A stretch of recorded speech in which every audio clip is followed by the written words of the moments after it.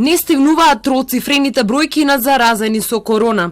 За само едно денонокие, нови 168 позитивни на вирусот. Борбата за живот ја изгубија тројца луѓе. Кај пациентка која била хоспитализирана во 8 септември, дека е позитивна на COVID-19. Блиските дознале по нејзината смрт.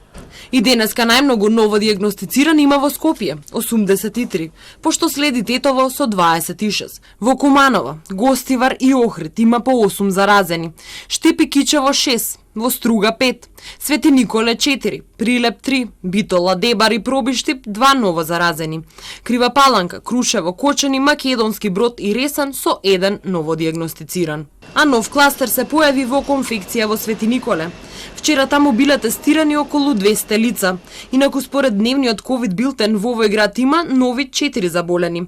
Беше град кој регистрираше прв случај меѓу последните во Македонија, ама сега има 50 заболени и близу 100 лица во самоизолација.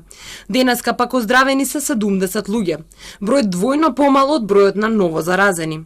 Македонија полека влегува во петиот месец во кој број заразени жртви од пандемијата на коронавирусот. Досега има регистрирано вкупно 7572 случаи.